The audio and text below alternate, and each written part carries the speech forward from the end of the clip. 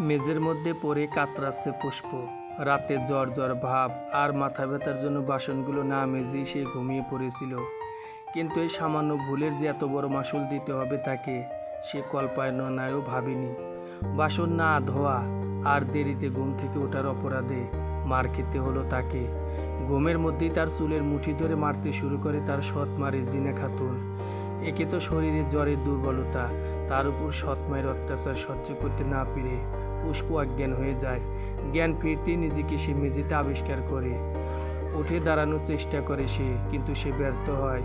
শরীরের ব্যথা সহ্য করতে না পেরে মেঝেতে পড়েই কাতরাতে থাকে পুষ্প। পুষ্প যখন নবম প্রেমীর ছাত্রী, তখন ওর মা একটি দুর্ঘটনায় মারা যায়। রান্না করার সময় পুষ্পের মার শাড়ির আঁচলে অসাবধানতাবশত আগুন লেগে যায়।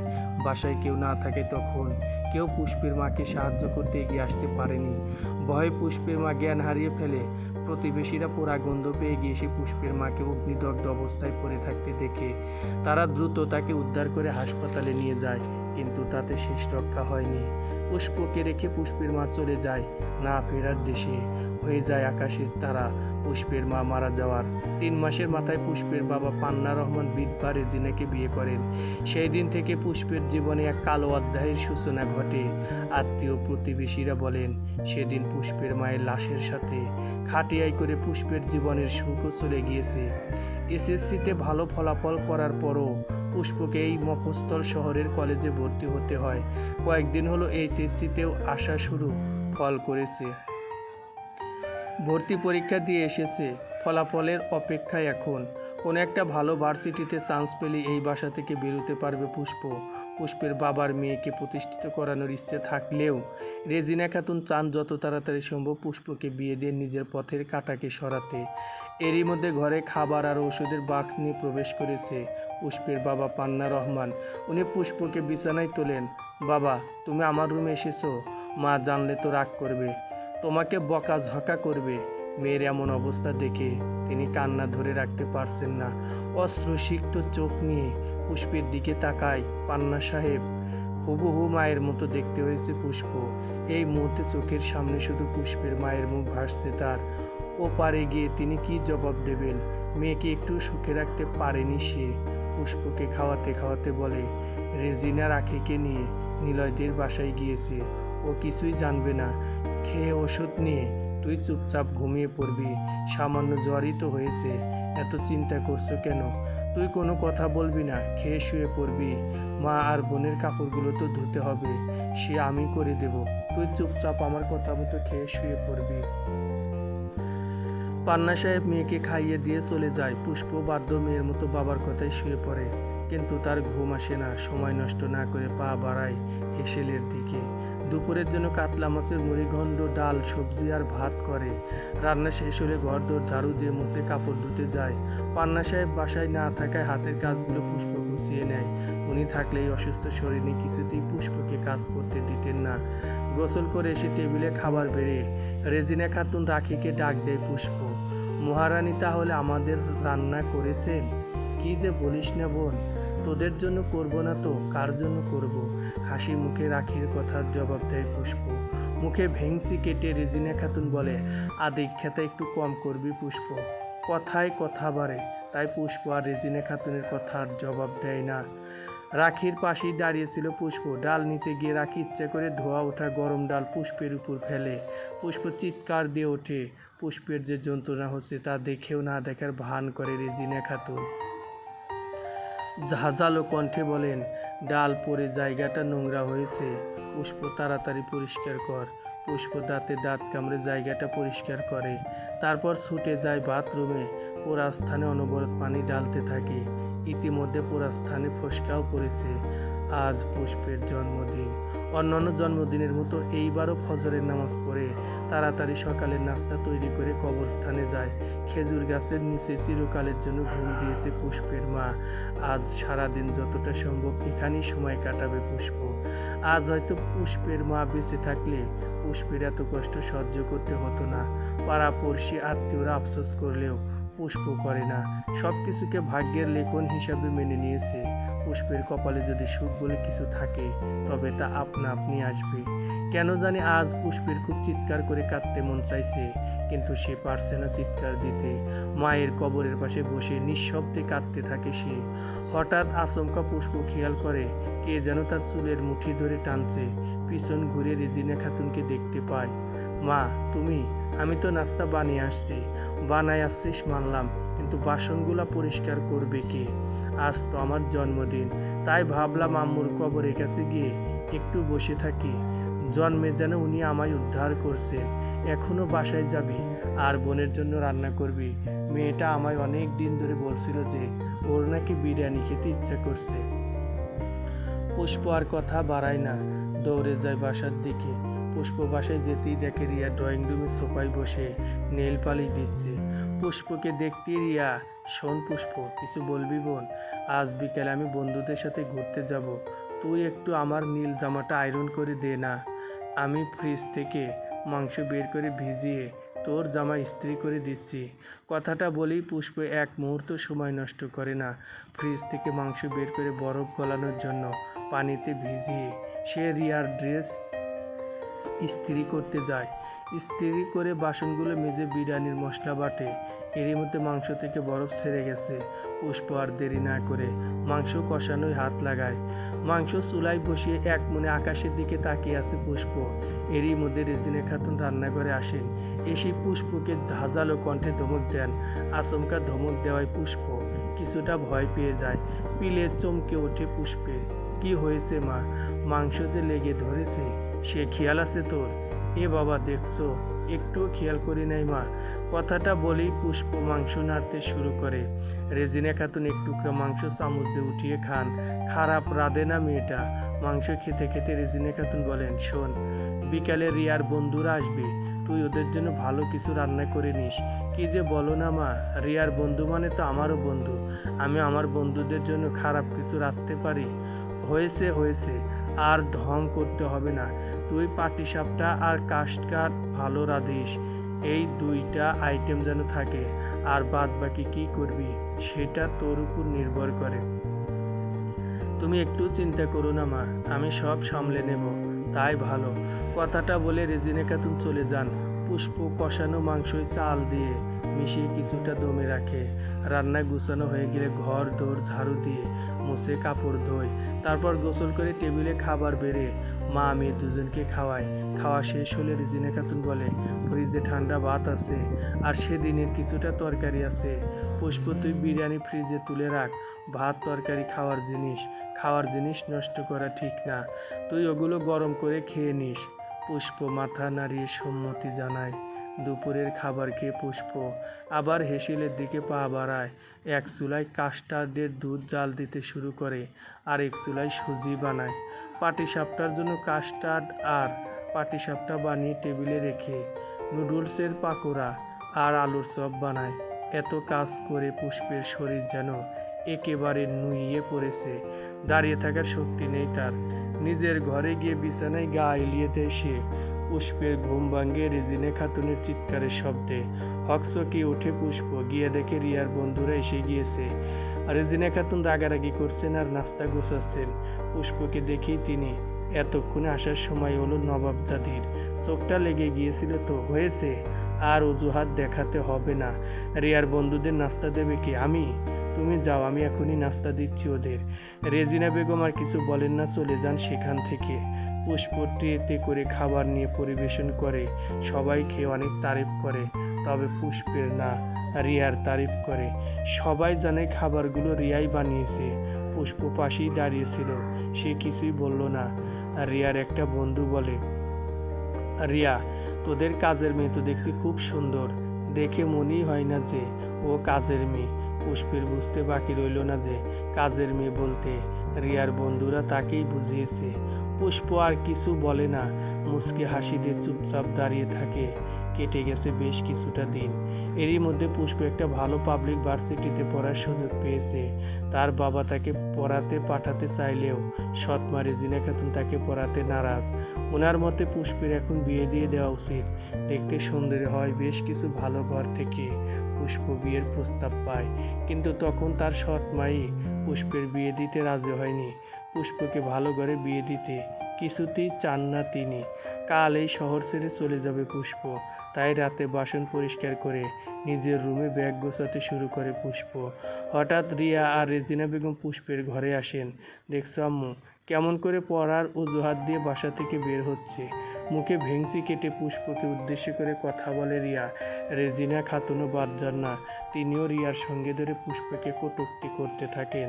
তাই তো দেখতেছি, ওইখানে গেলে তো নবাবজাদিকে আর কাজ করতে হবে না, রানীর হালে থাকবেন উনি। আমি এমনিতেই টাকা চাইলে বাবার হাতে টাকা থাকে না, আর পুষ্পের জন্য বাবা টাকা খরচ করছে। ওনাকে নাকি শহরে পড়াবেন, পারেও বটে বাবা।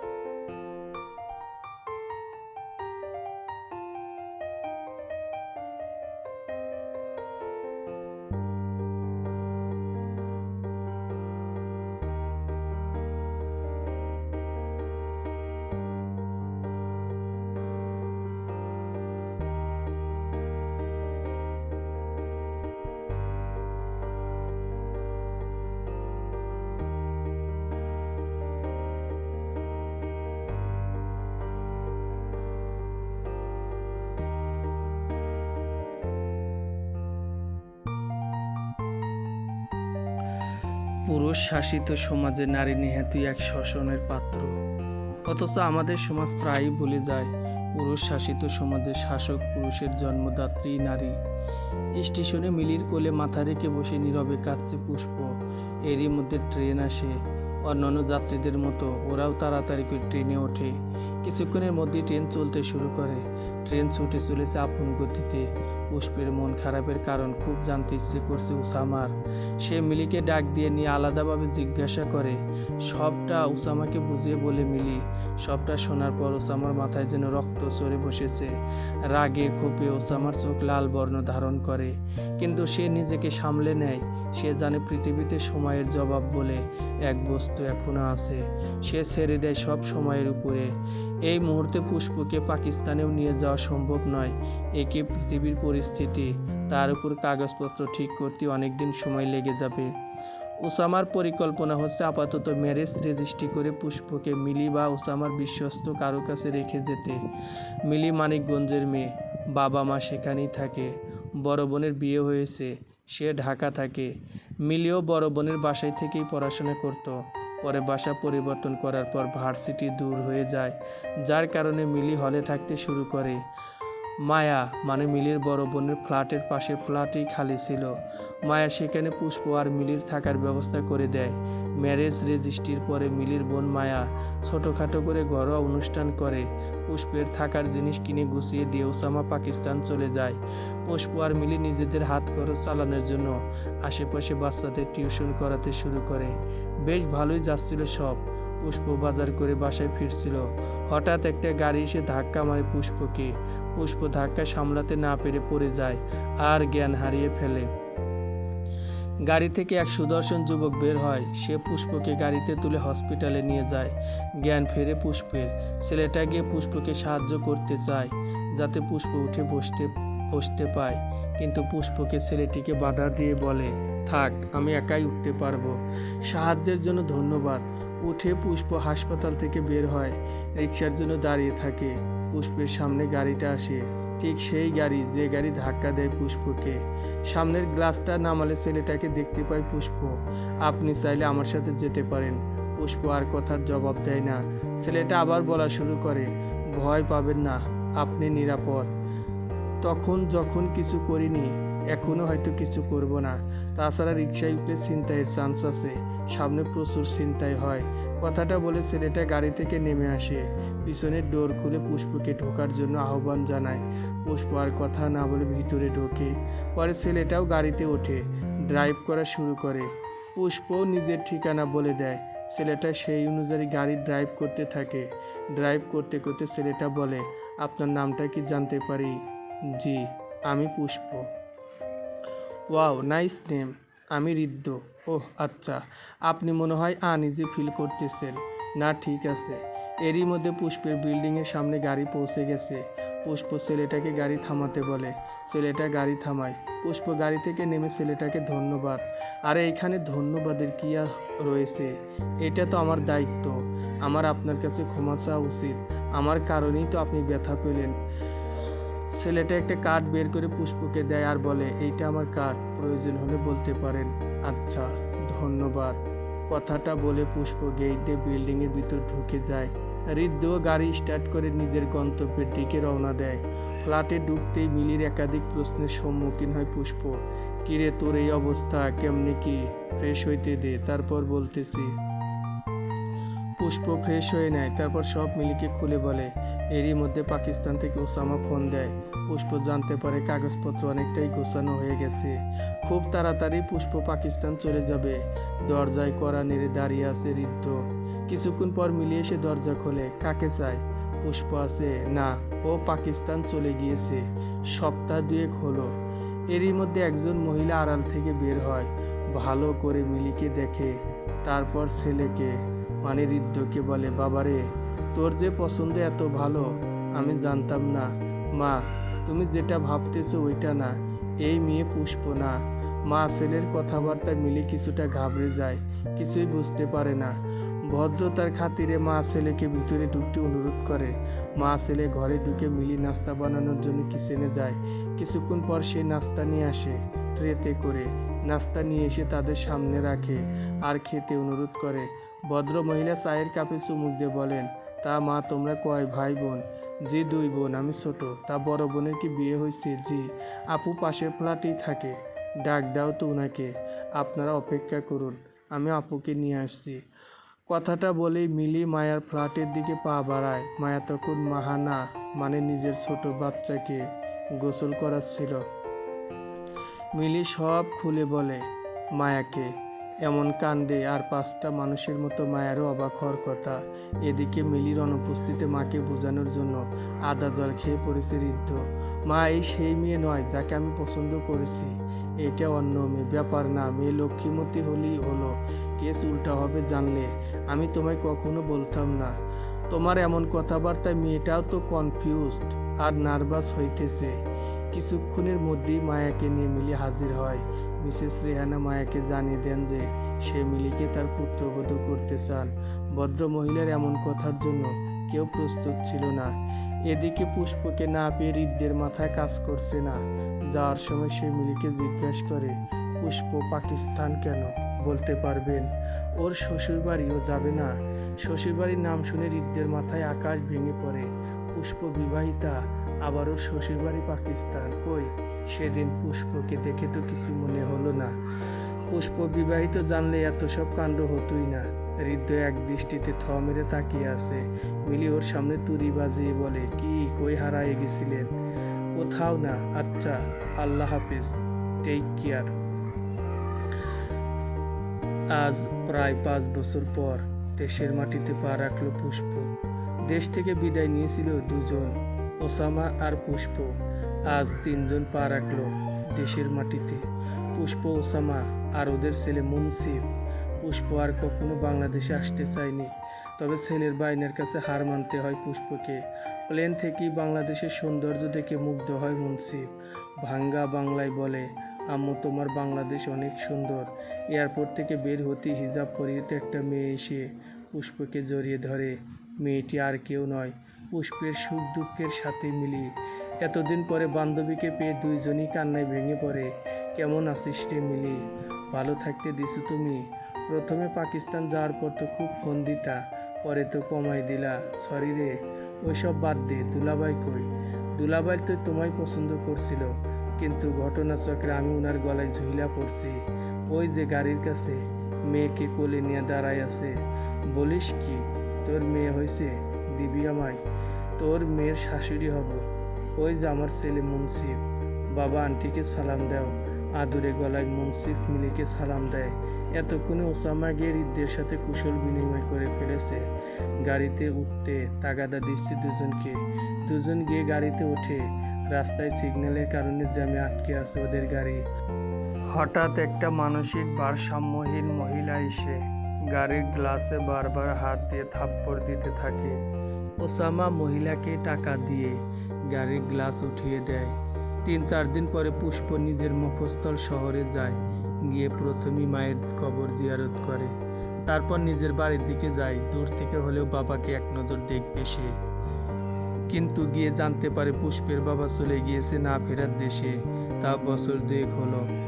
বাবা মায়ের সব সম্পত্তি নিয়ে নেয় রিয়া। তারপর নিজের প্রেমিককে বিয়ে করে, কিন্তু স্বামীর নেশার জন্য টাকা জোগাড় করতে করতে আজ থাকার বাড়িটা ছাড়া রিয়ার আর কিছুই নেই। পাড়া প্রতিবেশীদের কাছ থেকে জানতে পারে বছর 3 আগে রাতে একটা ছেলেকে নিজের ঘরে আনে রিয়া। সেটা পাড়া প্রতিবেশীরা বুঝতে পেরে 2 জনকে জোর করে বিয়ে দিয়ে দেয়। পরে রিয়া আর ওর স্বামী জোর করে সব সম্পত্তি নিজের নামে লিখে নেয়। এই কাজে রেজিনা খাতুন সাহায্য করে, কিন্তু রিয়া আর ওর স্বামী রেজিনা খাতুনকেও ঠকায়, বাড়ি থেকে বের করে দেয়। চোখের সামনে নিজের তিলে তিলে গড়া সম্পত্তি হারানোর শোক সহ্য করতে না পেরে পান্না সাহেব চলে যান না ফেরার দেশে। ট্রেন থেকে পূর্ণিমা রাতের আকাশ দেখছে পুষ্প। মুনসিফকে ওসামা সামলাচ্ছে। কোথায় ছিল পুষ্পের বাবার বাড়ি? এখন আজ কোথায়? সময়ের স্রোতে মানুষ নিজের কর্মের ফল পায় ঠিকই, কিন্তু সেই ফল যে এত ভয়াবহ হতে পারে তা পুষ্পের জানা ছিল না। সৎ বোন তো কী হয়েছে? পুষ্প তো রিয়াকে নিজের বোনই ভেবেছে। রিয়ার এমন অবস্থা দেখে খুব কষ্ট হচ্ছে পুষ্পের, কিন্তু আজ আর কিছু করার নেই তার। মেনে নিতে হবে সব নিয়তির লেখা ভেবে। সমাপ্ত।